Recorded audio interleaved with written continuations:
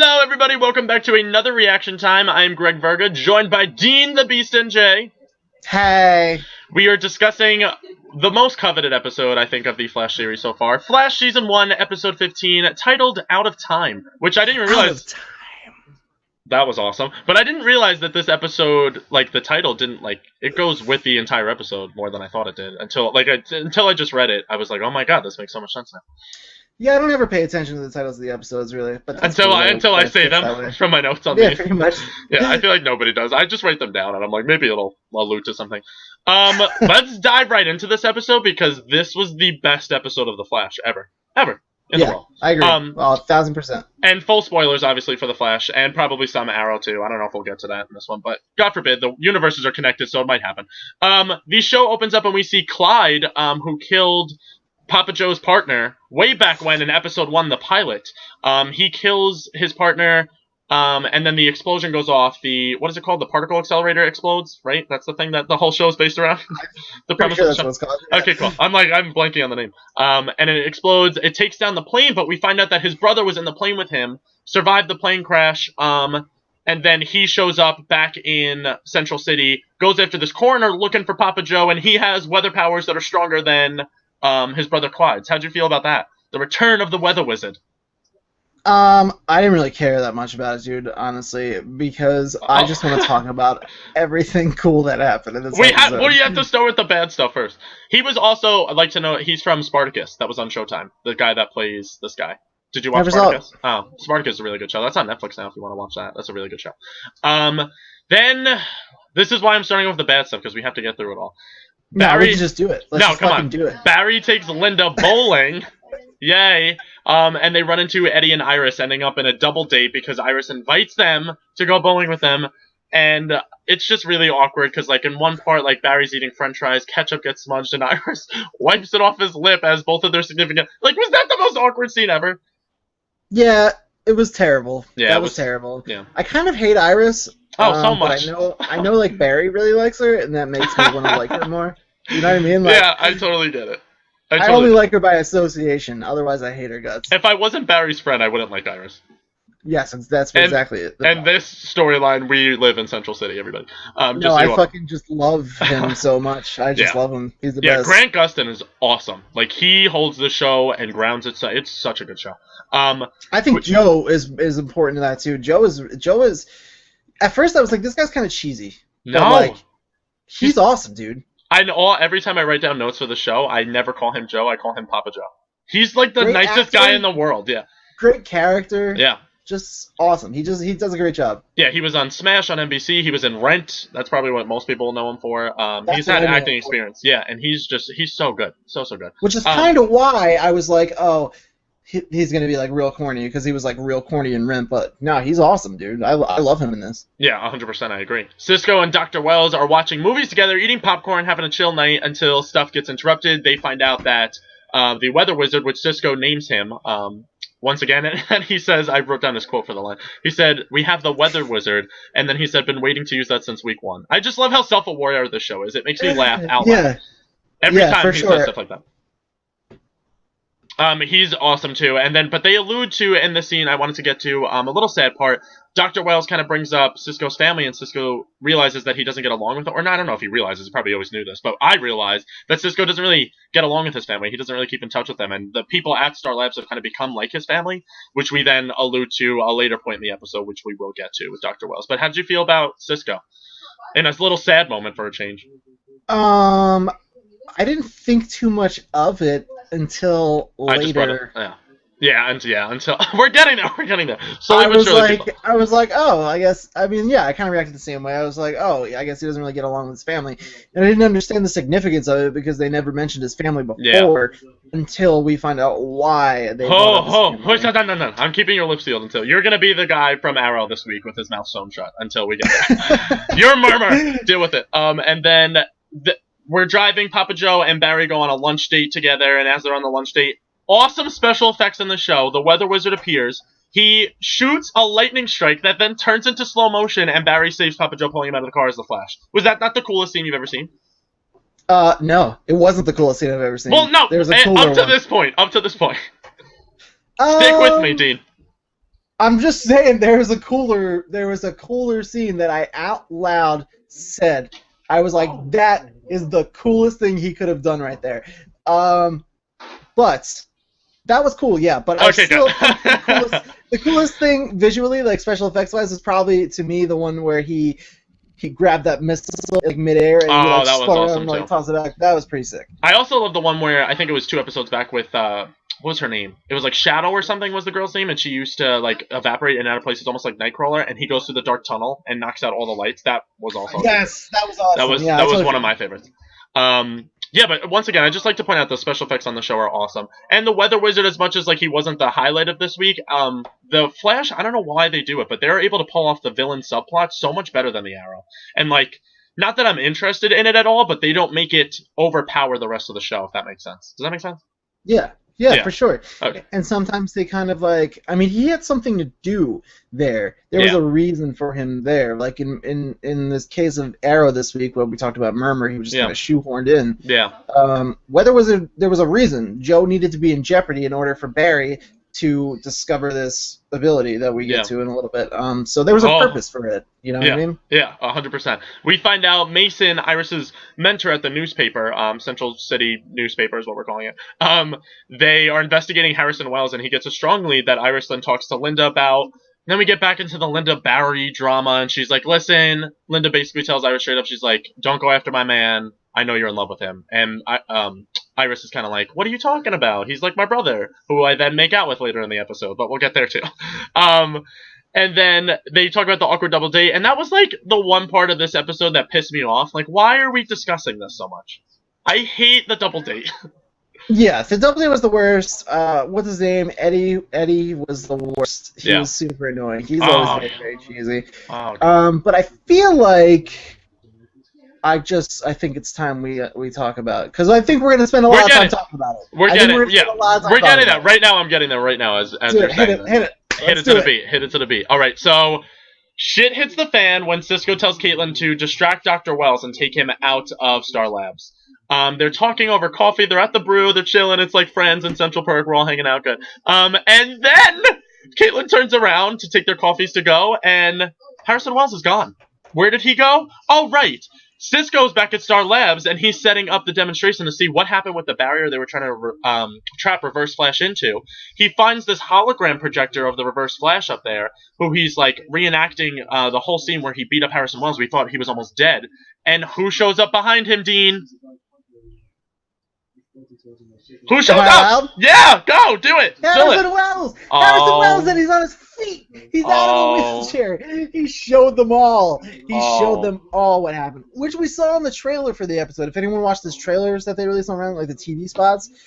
But I didn't know like the drastic measures that we're going to be taking. Okay, so now let's progress in this scene. They're talking to one another, and he's like, listen, like, you were in 2 spots at once that day. Like, how'd you do that? He's like, oh, wait. Let me just tell you about my powers. And he's like, zigga, zigga, zigga, zigga, what? I have 2 of me.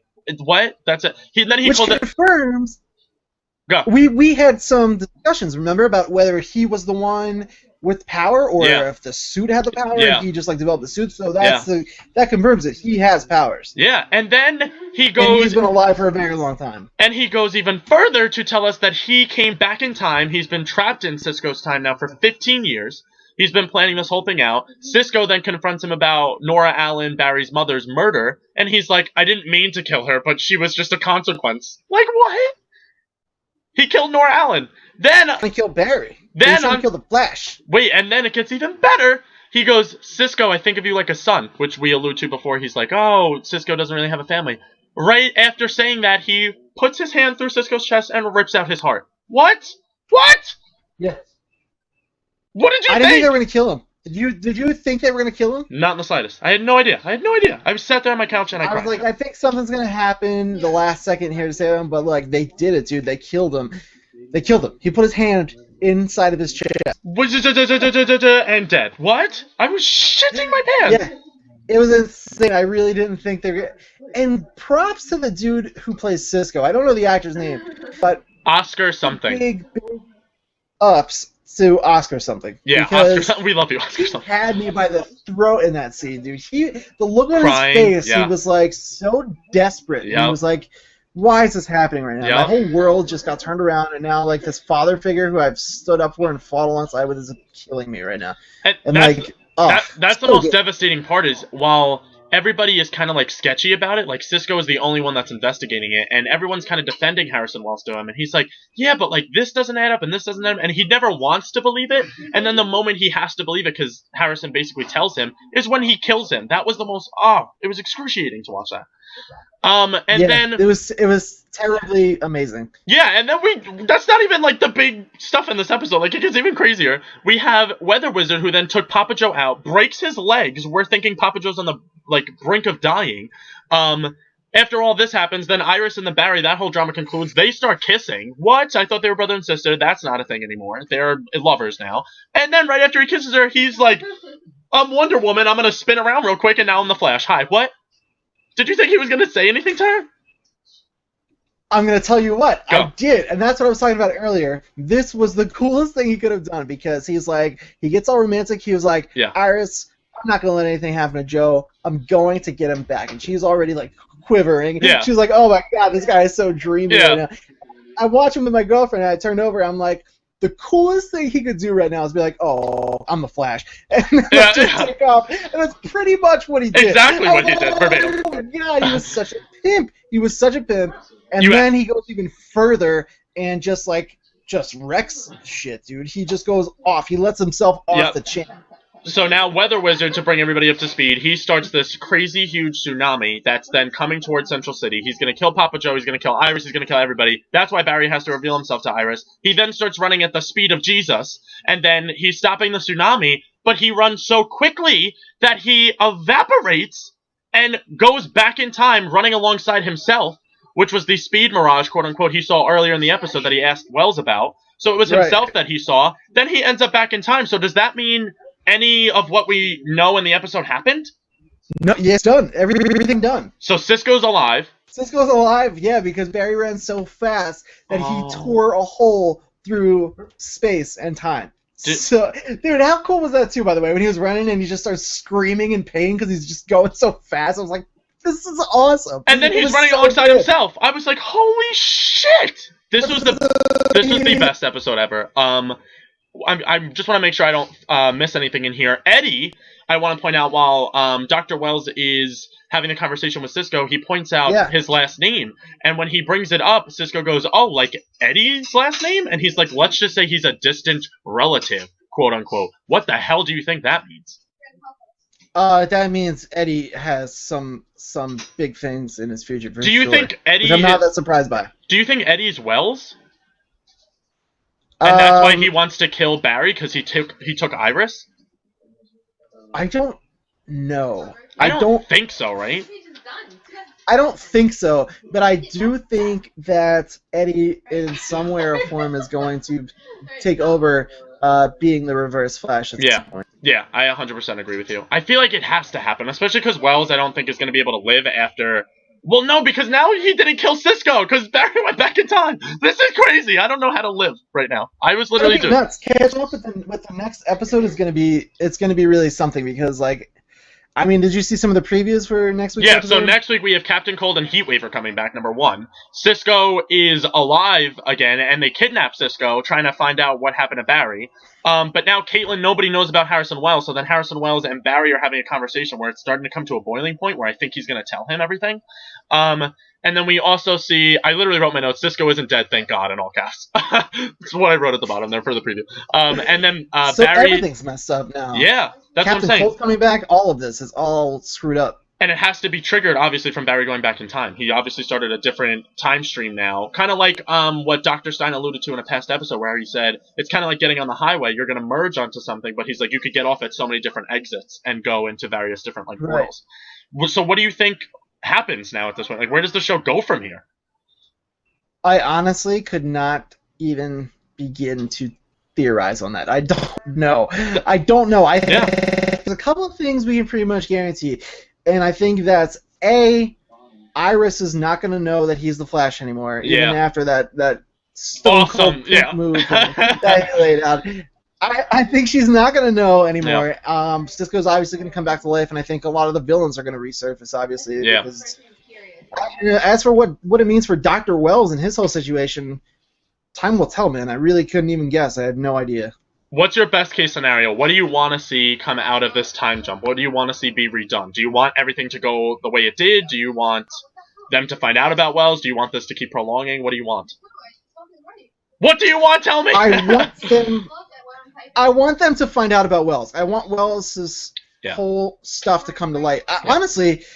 Honestly, the best case scenario happened in this episode before he went back in time. I was like, this was awesome. Yeah. The whole thing. Even sadly, seeing Cisco go, I was like, yeah, but they had the balls to finish off one of their main cast members. And, like, I was all for it, too. But things ending as they did, I would definitely like to see some of this with Eddie come to fruition. And it looks like it did because Eddie was kind of freaking out on Barry in the trailer for the next episode. So I think we're going to get a little bit more of that. Well, I think what would you like to see? I was going to agree with you. I think best case scenario is they kind of redo everything from the end of this episode the same exact way. I think, like, you're right. I think having the balls to kill Cisco was awesome, but he's my favorite character in the show. I see why they have to keep him. He's awesome. I was sad to see him go. I mean, but I agree with you. When he did die, it meant something, though, and that's even in a different timeline now. But it still meant something to me. As I was like, oh my god. I don't like that.